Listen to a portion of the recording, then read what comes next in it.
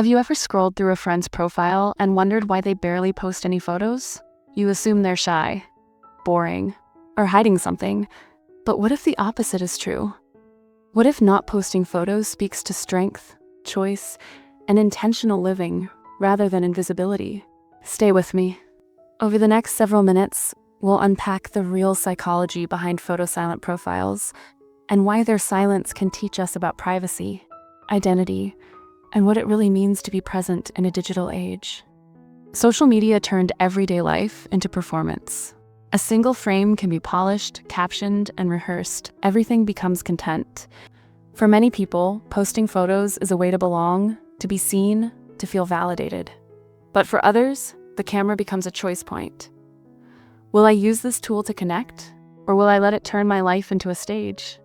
Are those who stay silent disconnected from others, or deeply connected to themselves? We'll explore 7 reasons people avoid posting photos, and by the end, I'll give you a simple test to tell if someone's silence is protective or a sign of withdrawal. Keep listening. Reason 1, privacy awareness. Some people simply value privacy more than publicity. They're aware of the hidden risks, facial recognition, location metadata, and photos being reused or sold without consent. Imagine your photo being repurposed in an ad, or your location being revealed by an image you posted. A single picture can leak more than a memory. This is not paranoia, it's informed caution.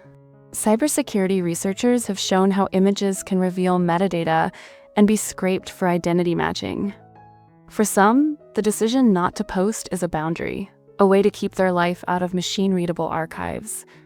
Example, a friend of mine once found her photo in a weird online ad she never approved. After that, she stopped posting almost entirely. That experience isn't rare, and it reshapes how people think about sharing. For these people, photos are private memories, kept in albums, not feeds.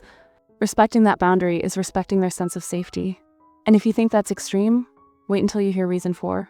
Reason 2, digital minimalism and energy management. Some people practice digital minimalism intentionally. They limit their sharing to protect attention and emotional energy. Consider the chain reaction of a single post. You upload a photo, people comment, you reply, someone says something negative, you worry. Over time, this micro-attention consumes cognitive bandwidth. For many, the emotional labor of curation and maintenance just isn't worth the payoff. Choosing silence is a strategy, reclaiming time for hobbies, relationships, or deeper thought. Concrete example. Someone who works full-time and raises kids might decide the time spent editing and managing comments is better spent on sleep or a real conversation, so they simply stop posting. This is not judgment of others. It's prioritizing scarce mental resources. Reason 3, self-concept clarity and inner security. Some people don't post because they don't need the external mirror. Psychology calls this self-concept clarity a stable, internally coherent sense of who you are. When your identity doesn't depend on likes or followers, you don't treat photos as verification. You live first, post only if it serves you. This often looks subtle. Someone with strong internal security may have a quiet profile, but show up fully in relationships. They don't perform for validation. They engage because they want to.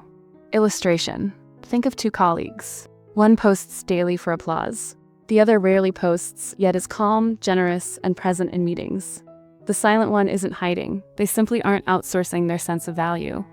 By the way, self-concept clarity is one of the most healthful predictors of resilience. People who cultivate it tend to recover faster from social setbacks. Reason 4, social anxiety and performance pressure. For some folks, posting triggers real anxiety. The act of publishing an image invites evaluation. Will they like me? Will they judge my face, my smile, my body? Social anxiety can work in 2 ways. Some people overpost to seek reassurance. Others avoid posting to avoid scrutiny. The latter group uses silence as a shield. This is often painful. Imagine wanting to share a happy moment, but feeling physically sick at the thought of comments or ridicule. That discomfort is real, and silence is survival. Practical note. If you suspect anxiety, private gestures, a message, a call are better than public questions. Public pressure can intensify the fear. Reason 5, body image and sensitivity to feedback. Body image concerns, low self-esteem around appearance, reduce photo posting. People who've been mocked or judged in the past know how quickly a single image can become a site of cruelty. Posting is exposure. For those who feel vulnerable, withholding photos is a form of self-care. A few points to consider. Past negative comments predict future reluctance to post. The culture of comparison filters skews expectations. Withdrawal can be an attempt to protect fragile self-worth.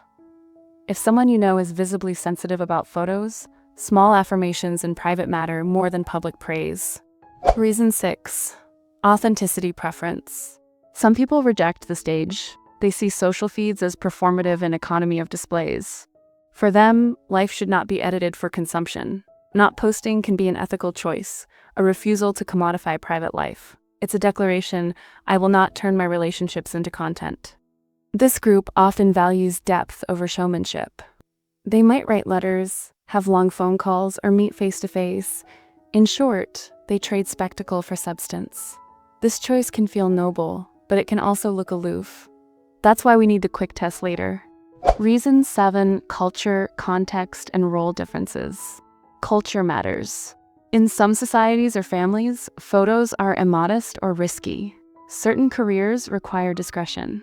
Witness protection, safety concerns, religious norms, or legal rules can make posting dangerous or inappropriate. Also, people use multiple accounts. One public, curated, another private, intimate. So, a lack of photos on one profile doesn't mean absence of life, it means audience targeting. Example, a teacher may keep a low profile to avoid student scrutiny. A journalist might avoid photos for safety reasons. Context changes meaning. We've covered 7 reasons: privacy, minimalism, inner clarity, anxiety, body image, authenticity, and cultural context. But here's the critical question that separates healthy silence from harmful withdrawal. When is silence dignity, and when is it avoidance? Stay with me, because the distinction matters for friendships, for care, and for how we judge others. Protective silence versus avoidant withdrawal. Protective silence is intentional. Signs include selective sharing, private engagement texts, calls, consistent offline presence, and healthy relationships.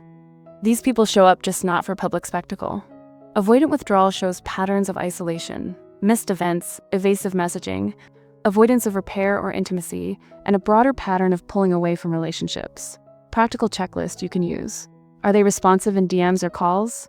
Do they participate in small group meets? Do they avoid conflict or dissolve relationships at the first sign of strain? If silence is paired with thriving offline life, respect it. If silence coincides with loneliness or fear, it's a call for compassion. If you're unsure, ask a private, non-judgmental question. Hey, I miss you. Want to grab coffee? That opens doors without pressuring public exposure.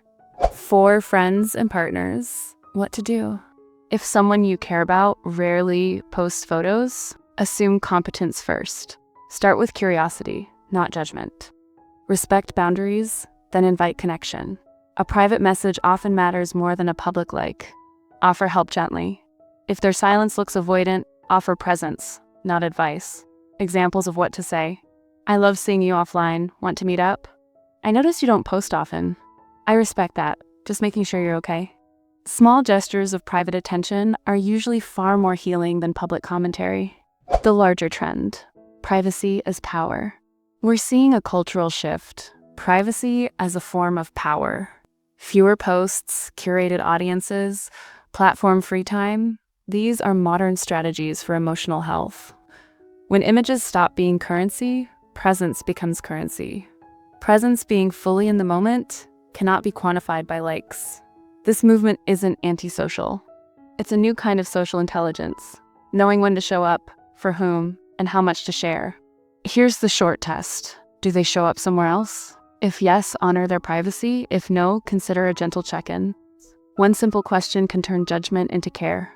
If this changed how you see silence on social media, like the video and subscribe for more psychology that helps you understand people and yourself. Share this with someone who chooses privacy or someone who needs permission to step back from the digital stage. Thanks for watching. Be curious, be kind, protect what matters.